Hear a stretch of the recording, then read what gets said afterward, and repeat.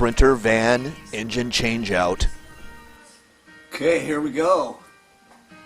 Hope this sucker slide right in. 2011 Sprinter van, 3/4 ton. This is the whole engine, transmission, and exhaust system. Here in California, always work on our cars in shorts and sandals.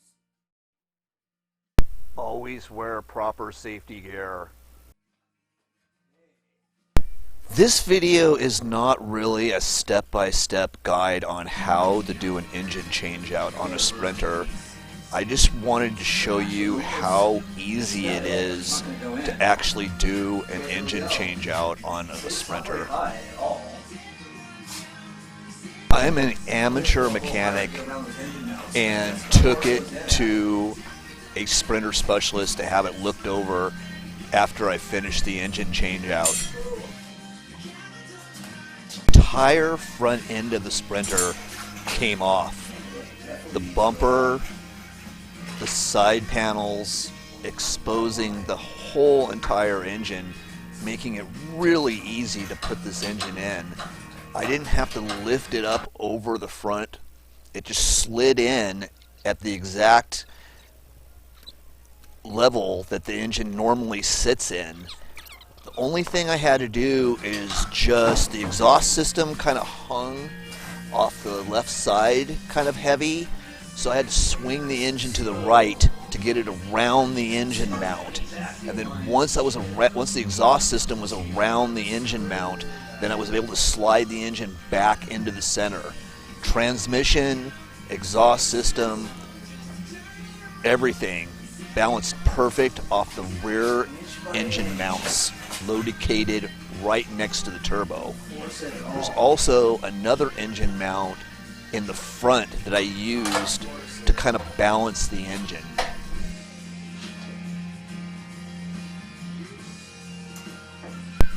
The hardest part to this whole engine changeout was figuring out how Sprinter's quick release connectors work.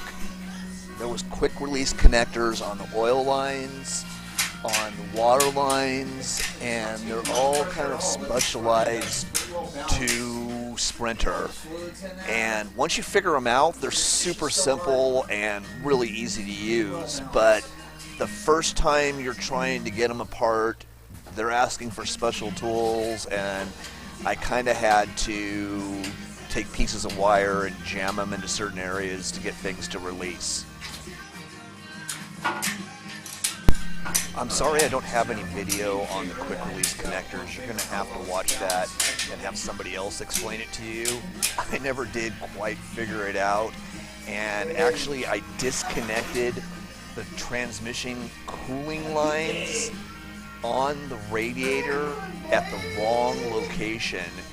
And if you do that, you let water into your transmission, and that's what I did. I had to change out my transmission because I let water into it. If I would have done it at the right spot, I would have been fine. But I didn't watch the video enough times, and I didn't pull it loose from the quick connector. I didn't do it the way they did it. I figured, oh, there's a screw right here. I can just loosen it up and pull it off there, and that loosened up the connection inside the radiator that allowed water to go into the transmission. So don't do that. The front of the car came apart so easy. I left the radiator bolted to the front end and just removed the whole front end with all the stuff the radiator is still connected to. There it is. I hit this hydraulic line. There's like a little hydraulic line right here. I kind of bent it a little bit. I think I cut it in time.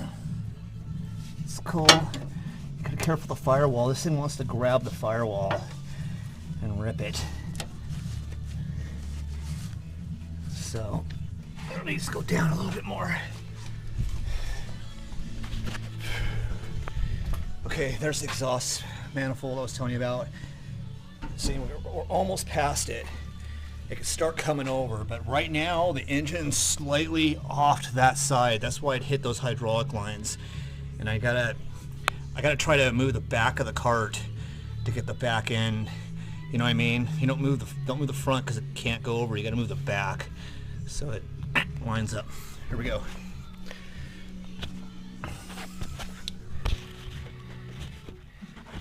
Mechanical parts of this car are really easy to work on. The computer and sensors are really hard to work on. Okay, so we made it past the engine mount. You can see there the exhaust pipe is past the engine mount.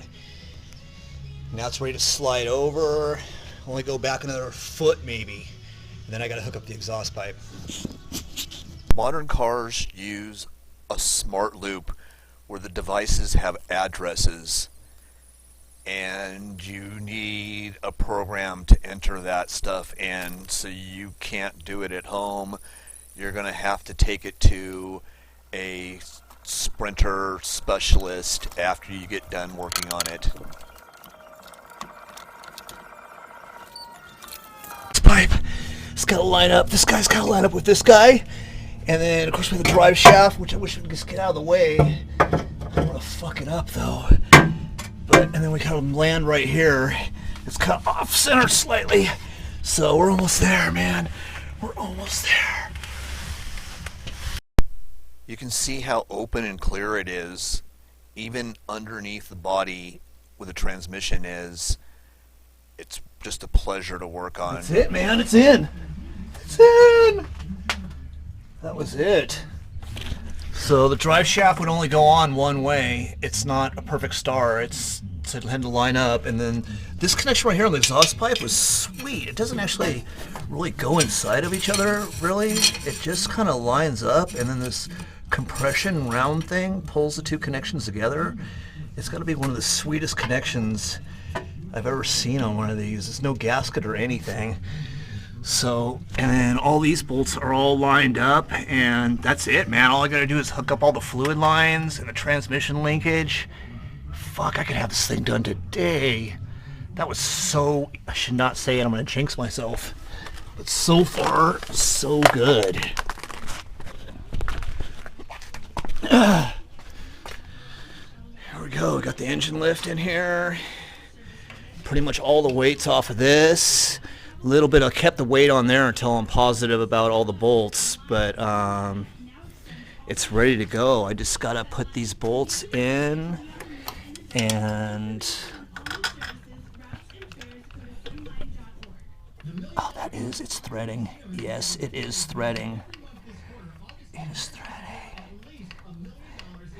Okay, one more bolt and it'll be official.